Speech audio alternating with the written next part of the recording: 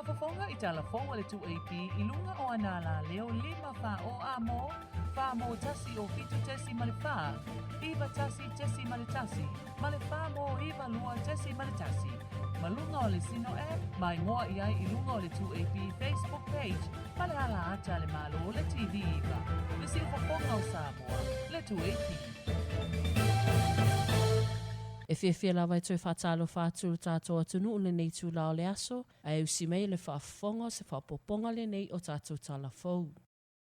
E luasful lua tane vaita I lua afe lita leana mawhai o na talaina I le tae au ana leila. O se tasi o vaenga o le poloketi miliona le tu mālo vai monga numero 4.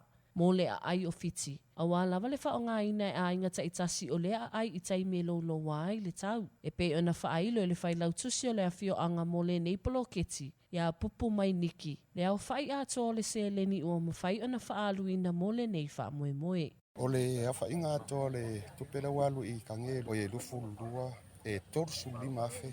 E o la atam whai fo ili pole whaasoani nu nei pia mai alfa moe moe. Ia tofu sia uma a inga e tane vai.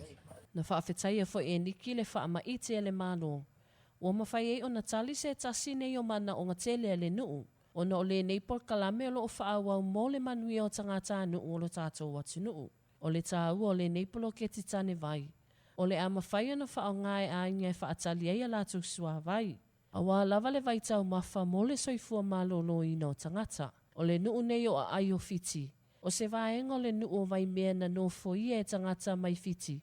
Sa ngalurue I le vaitaimi o si amani I whaatoanga koko ma le popo. Ma na alu ua mawai loa ma le avanoa. La tau te ati ai loa le nei o ngā ele ele. Manu no foai, lea la ua ta ua I le taimi nei o le a ai o Fiti. Na whae loa fo e le whailau tusi. O le a whao ngā ma le tau le poloketi. Ma olo o tangatanga I fo I le afioaga I nisi poloketi. A wā lava le alu I luma mō le lumana I manuia o a lātou fanau. O vai monga numero 4. O lo tūla I mai ele a whionga I le li I minister le matanga ruenga o leo leo. Ia whau walo le whau Harry Schuster. I nisi o tala. E lua se lau luas fulua whetala Ausetalia. Le tino I tupe ua whaalau iloa le minister o atina e male puipuinga o atunu o le Pasifika le mālo Ausetalia. Ia Pat Conroy le langolango ina le mālo Ausetalia. Ta wala mai le whaala putuputonga le Pacific All Sports. Le Manu Samoa I ana fofuanga whaalau iloa. Mō le taamilosanga le ipo le lalolagi. Ma ua amata I le ASO. Le whainga pāanga le lakapi Samoa ma le mālo Ausetalia. Ina ua asia e Pat Conroy le ofisa tūtotono le lakapi Samoa I tuana I mato. I le tae au ana leila. Ma ua whaamausali ai le whainga pāanga. Na whailoa e Pat Conroy I lana saunoanga. O se tasi le o vaenga tāua I lona o mai ai I Samoa. Ma ia whaamautu le vaenga I le vao mālo e lua. Ai mai se lava I le itu I le taalonga le lakapi. E pei o nei le alo Samoa le sa avea makapeteni I le au Ausetalia. I le lakapi ta ito asfululima I le lua afe lua sfulua. Ia Ellen alalatoa. Ai mai se lo na uso o Michael le nakapeteni I le Manu Samoa I le tausanga na te enei. O le alangolango foi e lea por kalame. E le ngata I le lakapi uni.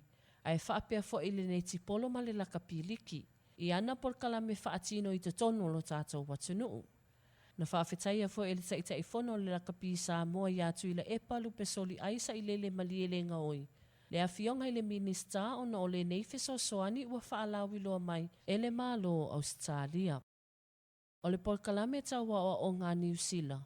Ua taua le manaoga New Zealand Scholarship Program. Ua o foina se fesoasoani taua.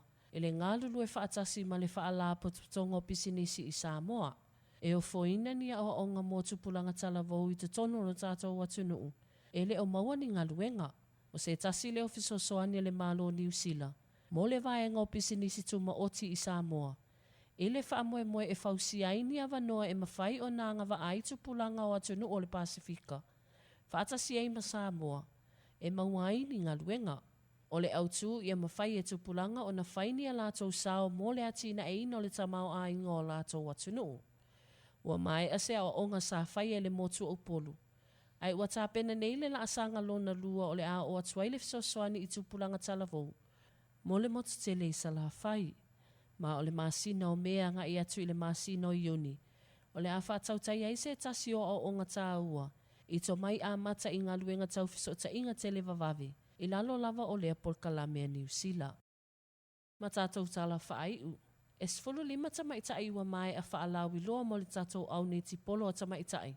Le tifai moana e awai atu ai mo le taamilosanga le Pacific All Sports Net Sports Series. E faia I Queensland Gold Coast I Ausetalia I le masina nei. I le aso luas fulwhaanga I atu I le aso luas fulwiva.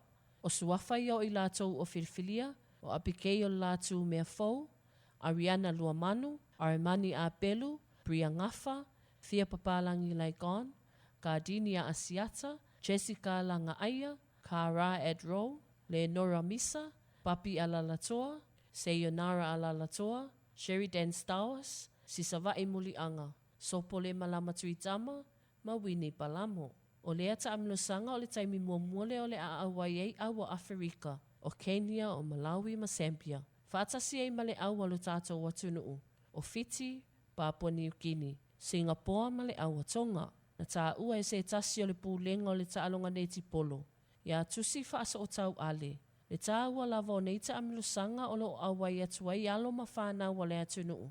Ina ia alualua I pē I luma le to mai o tātou fanau. Mo le whaatino ina o le taalonga nei tipolo, awa lava lo lātou rumana I manuia. O tātou TALAFOU nā mo le nei AFIAFI manuia tele le tue tali watu I Aiga me le mai ai o galuega. Whaasoi ia. Whaafafonga I TALAFOU le 2AP I lunga o anala leo 5 wha o amo, wha mo tasi o fitu tesi ma le wha, iwa tasi tesi ma le tasi, ma le wha mo iwa lua tesi ma le tasi. Malunga o le sino mai ngoa I ai I lunga o le 2AP Facebook page, ma le ala ata le mālo o le TV iwa. Le si ufafonga o Samoa, le 2AP.